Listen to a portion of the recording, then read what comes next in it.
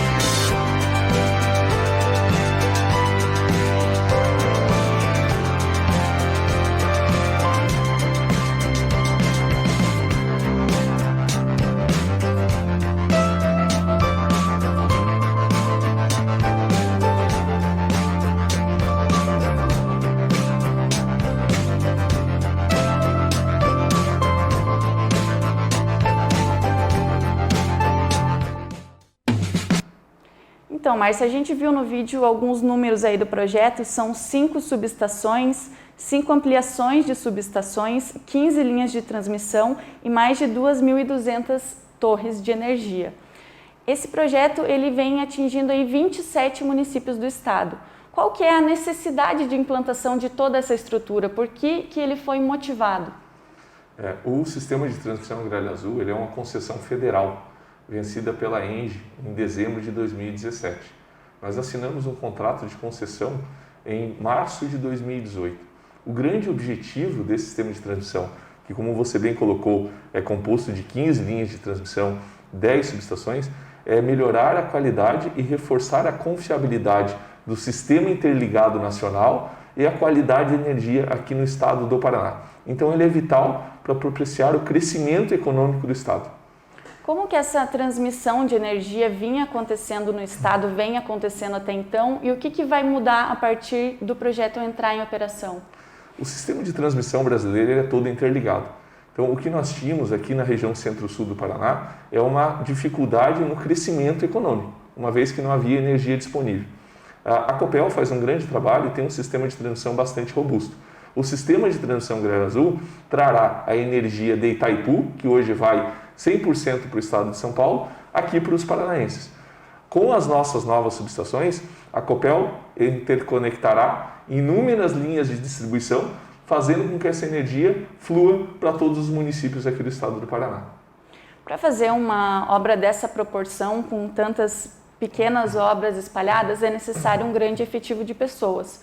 Quantos empregos vêm sido gerados pela obra do projeto? No pico do projeto, nós estamos estimando chegar a 5.000 empregos diretos e indiretos. Hoje nós já temos mais de 4.000 pessoas trabalhando diretamente nas atividades, nas subestações e nas linhas de transmissão do projeto Gralha Azul. Essas contratações não são feitas diretamente pela ENGIE, né? Nós temos uma equipe ENGIE, que foram pessoas do projeto que fazem a gestão, mas nós temos também 2 grandes empreiteiras que fazem a execução das atividades em campo. Então hoje o número de contratação de mão de obra acontece através de uma das nossas contratadas, que é a Tabocas. Ali na metade do ano, em junho, houve a notícia de que haveria um surto de Covid entre os trabalhadores da obra. O que aconteceu nesse período? Como que a empresa reagiu a essa situação? A empresa foi muito proativa no sentido de garantir, em primeiro lugar, a segurança e a saúde de todos os colaboradores.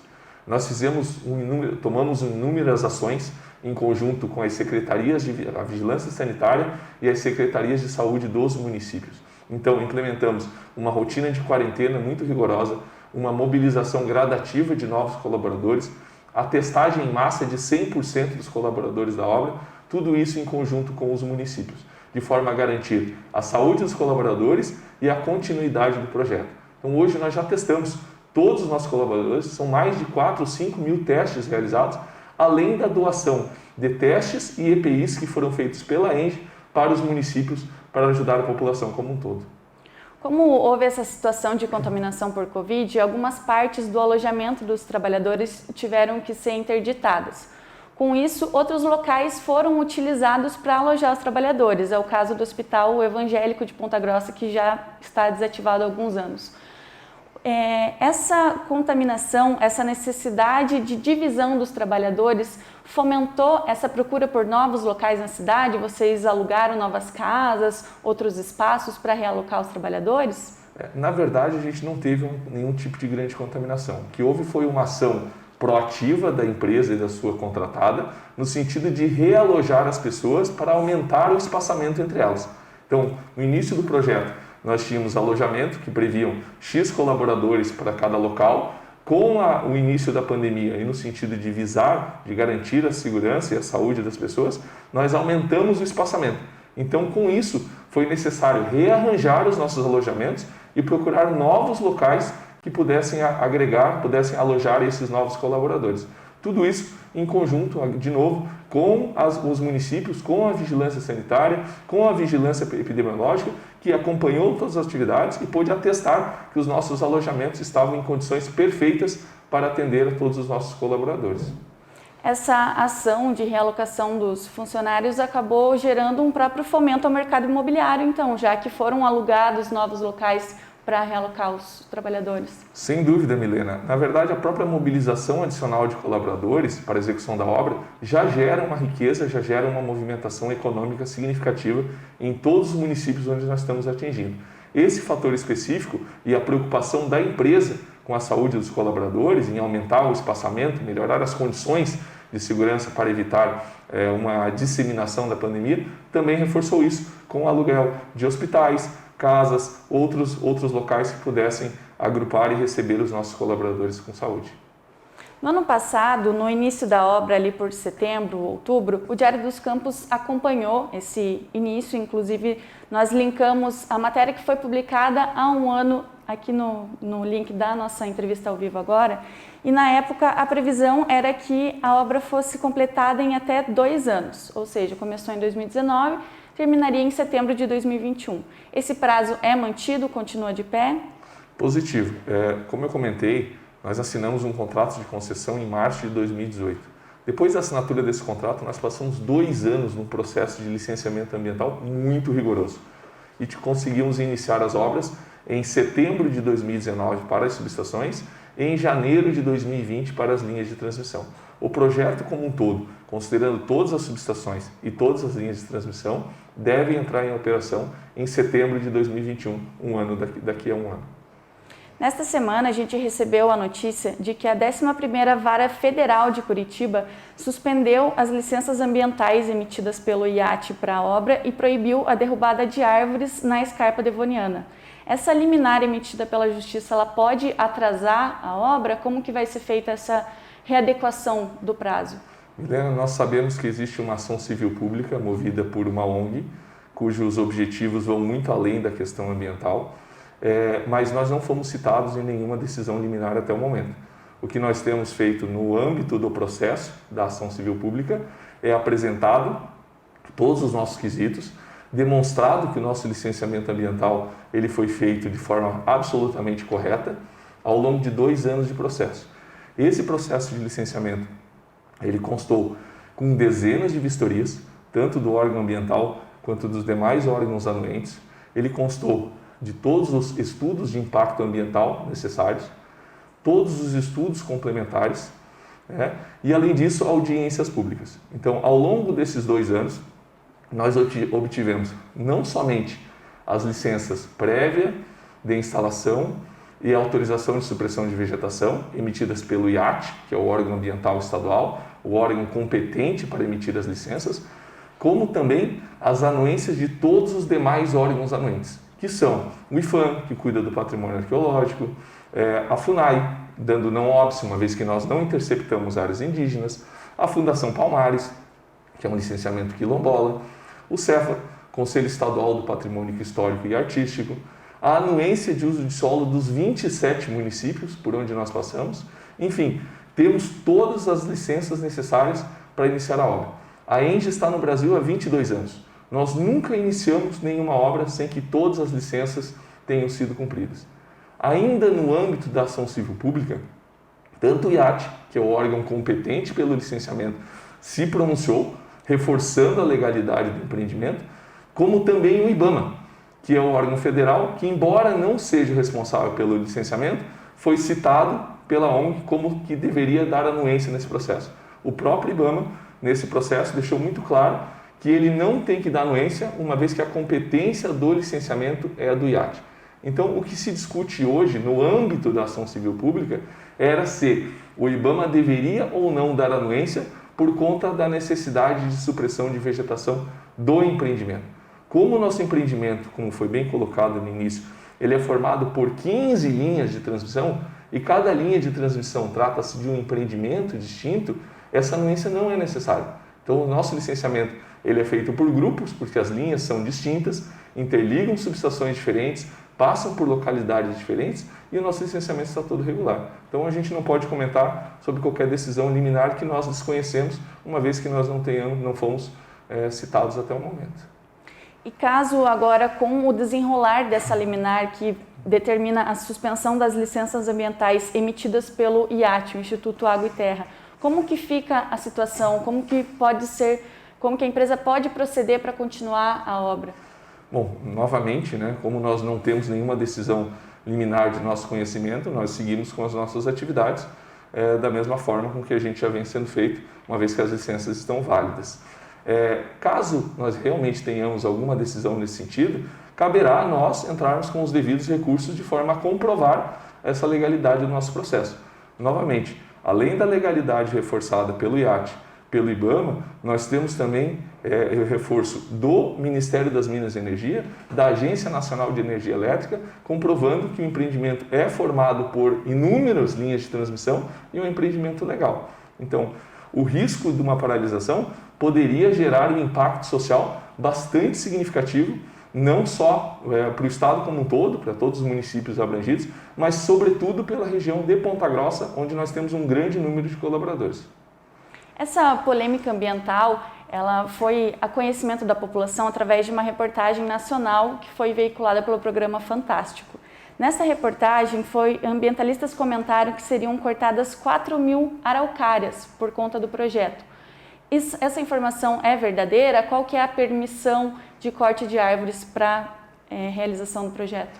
A supressão de vegetação no bioma da mata nativa, ela é permitida para empreendimentos de utilidade pública, como é o nosso caso. Nós somos uma concessão federal que tem em todas as suas linhas de transmissão declarações de utilidade pública. Então ela está devidamente legalizada, tá? Não há nenhuma dúvida com relação a isso.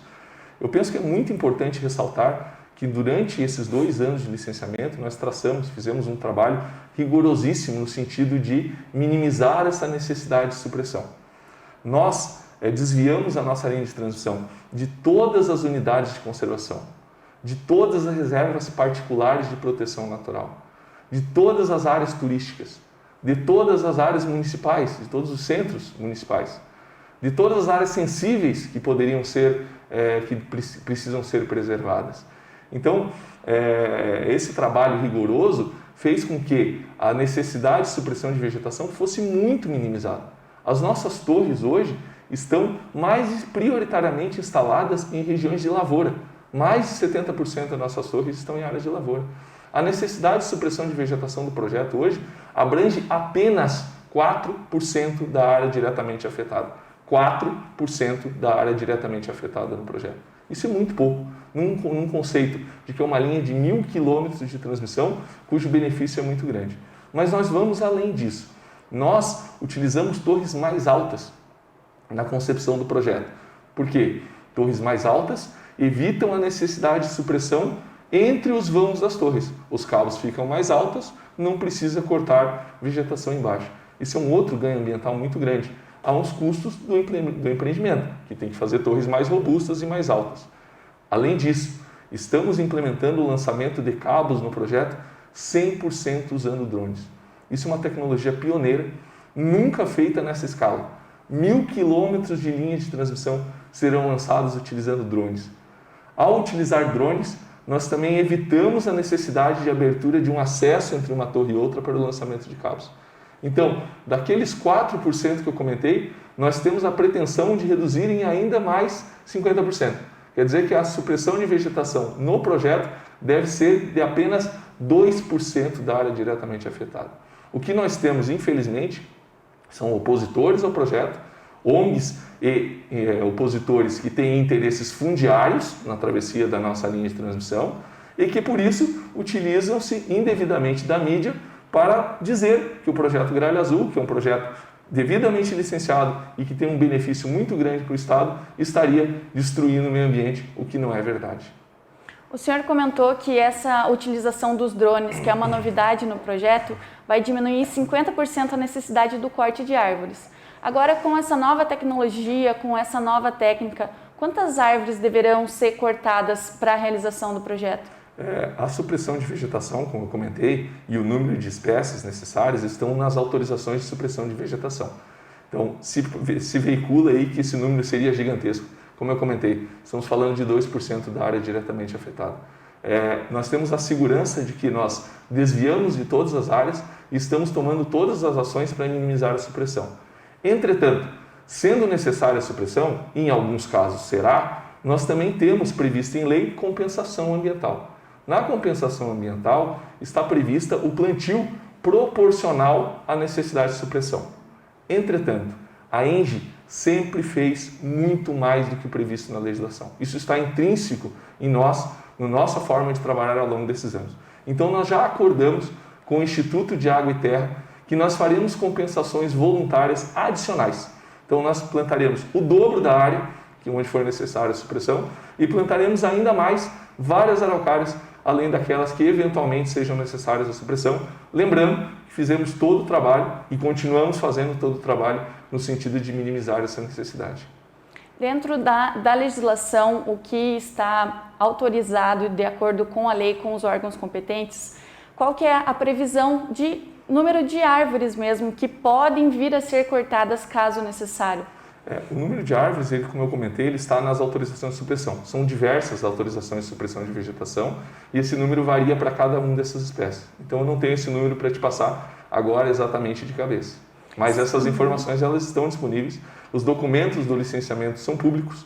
Então, qualquer pessoa pode solicitar ao IAT e ter acesso aos nossos estudos de impacto ambiental, às licenças de instalação, às autorizações de supressão de vegetação. Não há nenhuma restrição ao acesso da informação.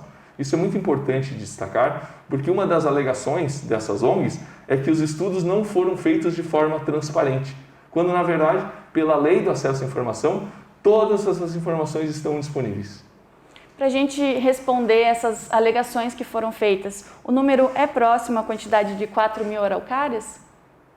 Como eu comentei, com a adoção do drone, da supressão de vegetação, o uso do drones e do alteamento de torres, a gente deve reduzir em mais de 50% esse volume.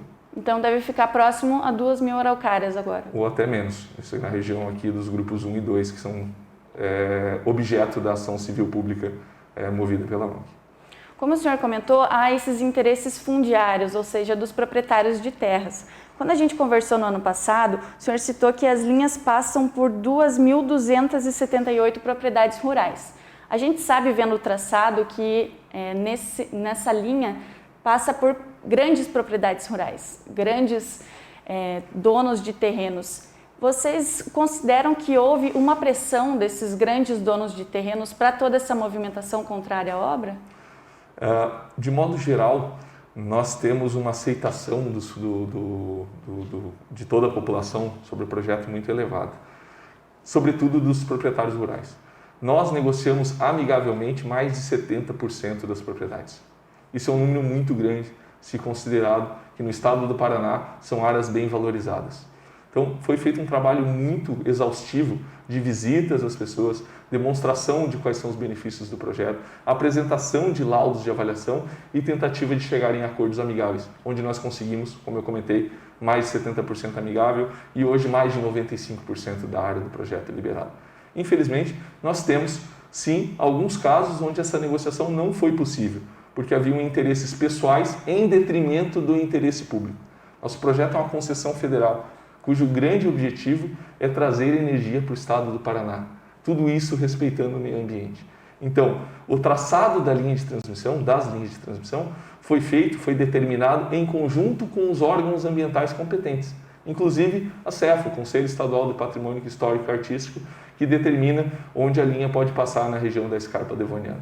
O próprio IAT, o órgão ambiental, e os demais órgãos anuentes anuíram que o traçado do projeto Gralha Azul é o melhor do ponto de vista socioambiental. E para isso, eventualmente, ele vai ter que passar em alguma propriedade de alguns influentes proprietários. Temos uma oposição muito grande de um instituto na região de Purunã. Esse instituto se opõe ao projeto e está trabalhando junto com a ONG no sentido de obter liminar para a paralisação do projeto. Entretanto, não é um interesse público. Nós temos um interesse pessoal que vem impactando o nosso projeto e tem, infelizmente, influenciado a mídia nesse sentido.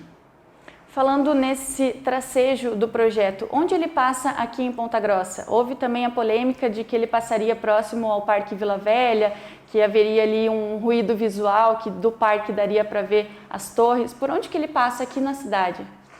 Sua pergunta é muito pertinente, Helena. Nosso projeto, durante o amadurecimento desse traçado, ele foi, como eu comentei, desviado de todas as municipalidades, de todas as áreas sensíveis. Então, naturalmente, nosso projeto passa em áreas rurais. Não é diferente aqui em Ponta Grossa. A nossa subestação e as linhas de transmissão estão passando ali pela região do Taquari, certo? E quando ela passa para Vila Velha, nós estamos a mais de 6 quilômetros de distância. Então, em nenhum momento, a nossa linha passa por qualquer unidade de conservação, qualquer reserva particular de proteção natural, por qualquer área de patrimônio arqueológico ou patrimônio turístico como essa. Nós desviamos a nossa linha de Vila Velha, estamos a mais de 6 quilômetros de distância dela, nós desviamos dos distritos turísticos de São Luís do Purunã, nós desviamos da colônia Vitimarsum, nós desviamos de todas essas áreas que têm um potencial turístico e que precisam sim ser preservadas e a INGE está muito comprometida com isso. Entretanto, mais uma vez, são informações equivocadas e tendenciosas, movidas por uma ONG, cujo interesse vai muito além do interesse ambiental, vai do interesse pessoal. Dizer que o nosso projeto passa por cima de Vila Velha, passar imagens na TV, focando Vila Velha, como se as nossas linhas de transmissão estivessem exatamente naquele local, nada mais é do que tentar influenciar indevidamente a população para ficar contra um projeto tão importante quanto o Gralha Azul. Mesmo com as torres sendo altas, essa distância de 6 quilômetros garante que as torres não sejam vistas, não atrapalhem a visão do Parque Vila Velha, então? Sem dúvida. Tá certo. A subestação que vai ser construída aqui em Ponta Grossa, ela fica em qual distrito? Taquari, distrito de Taquari. E dessa subestação, ela segue para onde aqui na região? A subestação Ponta Grossa é o coração do nosso sistema de transmissão Gralha Azul.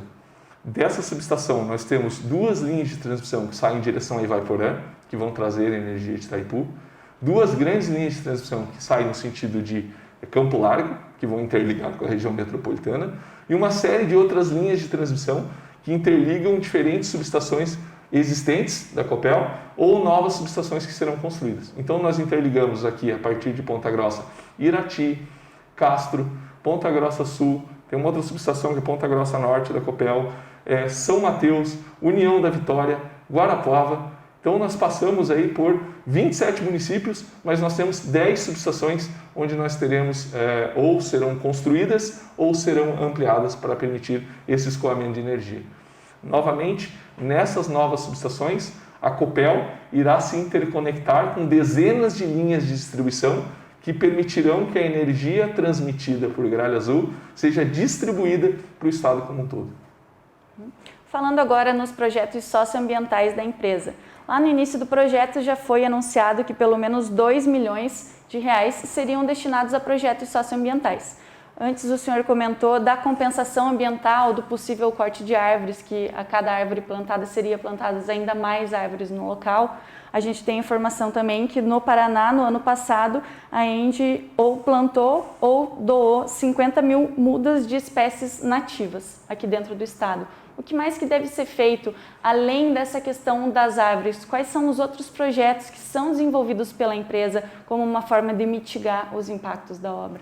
Perfeito. É importante destacar que ao longo desses 20 anos a ENGIE doou ou plantou 5,2 milhões de mudas. Isso faz parte, está enraizado com a nossa cultura, isso foi feito de forma voluntária e não no sentido de qualquer tipo de compensação obrigatória.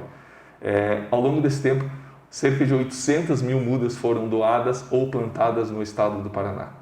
Ano passado, 400 mil mudas foram doadas ou plantadas, sendo 50 mil aqui no estado do Paraná. Então, essas são ações voluntárias que já estão enraizadas na cultura da empresa e na preocupação ambiental. No âmbito do sistema de transmissão Gralha Azul, nós temos a compensação ambiental prevista em lei, através da lei do SNUC, a lei da Mata Atlântica e da reposição florestal, onde nós iremos fazer, que eu comentei, mais de 2 vezes além do previsto em lei, de novo, de forma voluntária e no sentido de comprovar que o projeto é um projeto sustentável, que é um projeto que visa proteger o meio ambiente, além de todo o benefício econômico que ele traz. Nós temos não só 2 milhões de investimentos sociais, a gente está investindo mais, então a nossa perspectiva é investir em torno de 5 a 6 milhões em projetos, em investimento, que a gente chama de investimento social privado, ou seja, projetos sociais focados principalmente na educação ambiental, na saúde e no desenvolvimento turístico das regiões.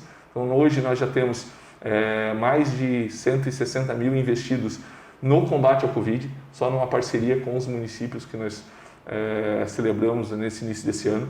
Temos seguido um novo projeto que está sendo costurado junto com o BNDES, junto com o Banco Nacional de Desenvolvimento, onde devemos investir cerca de R$1 milhão em combate ao Covid aqui no estado do Paraná, e a ENGIE no Brasil já investiu mais de R$5 milhões só em ações no sentido de combate ao Covid. Então, o sistema de transmissão Gralha Azul, além de uma compensação ambiental em dobro, não de forma voluntária, além desses investimentos sociais privados, nós temos ainda, além disso, desenvolvido alguns outros projetos, tais como, por exemplo, uma parceria com o Embrapa, no sentido de preservação da araucária, no sentido de coletar sementes. Nós já coletamos mais de 1,7 milhões de sementes de espécies nativas que serão cultivadas, serão doadas e depois serão plantadas essas mudas.